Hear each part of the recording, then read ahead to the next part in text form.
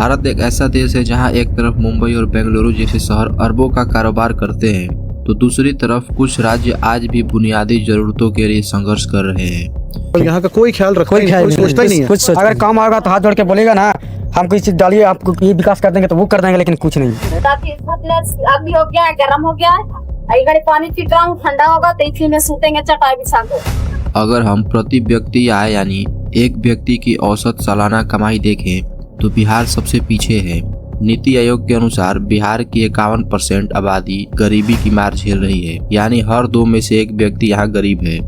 बिहार के मजदूर जो अपने परिवार से दूर रहकर किसी और शहर में मजदूरी करते हैं, उनकी सैलरी 15 से 18 हजार के बीच होती है। उसी 18 हजार में 5 से 6 हजार अपने खर्चे के लिए, बाकी बचे 12 हजार वो अपने घर भेजते हैं। उसी 12 हजार में उनका परिवार चलता है।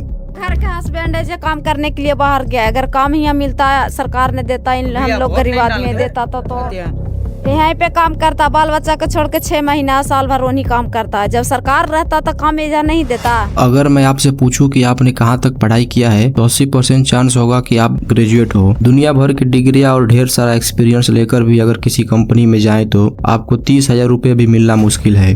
वहीं अगर एक विधायक यानी MLA की सैलरी की बात करें तो स्टेट वाइज 70,000 से लेकर 2.5 लाख तक हो सकती है। उत्तर प्रदेश, बिहार और झारखंड, ये तीनों ऐसे स्टेट हैं जहां लेबर फोर्स ज़्यादा है। बिहार की आबादी 13 करोड़ से ऊपर है, जिसमें से हर साल 50 लाख लोग दूसरे स्टेट या शहर में काम करने के लिए जाते हैं। तो वहीं उत्तर प्रदेश की आबादी 24 करोड़ है, जिसमें से सिर्फ नरेगा में काम करने वालों की संख्या 1 करोड़ 10 लाख से ऊपर है। बात करें अगर झारखंड की तो इसकी आबादी 4 करोड़ से ऊपर की है, जिसमें से 1 करोड़ से ऊपर लोग नरेगा में मजदूरी करते हैं और यहाँ 50% लोग एग्रीकल्चर से जुड़े हैं। सोचने वाली बात तो ये है कि ये सब हालत होने के बावजूद India 4th largest economy in the world बन चुका है।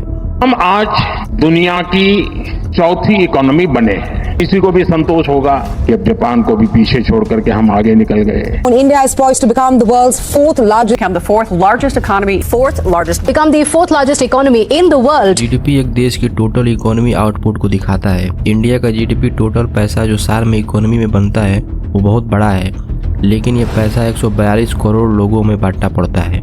एग्जाम्पल में मान लो एक देश है जिसका GDP रुपये 100 है और वहाँ सिर्फ 10 लोग रहते हैं, तो हर व्यक्ति के पास 10 रुपये आ जाएगा।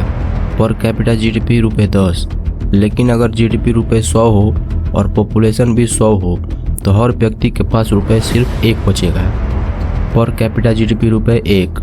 इंडिया का GDP बहुत बड़ा है पर पॉपुलेशन इतना ज़्यादा है कि जब इसको हर व्यक्ति के हिसाब से डिवाइड करते हैं तो अमाउंट काफ़ी कम होता है, इसीलिए गरीबी काफ़ी दिखाई देती है।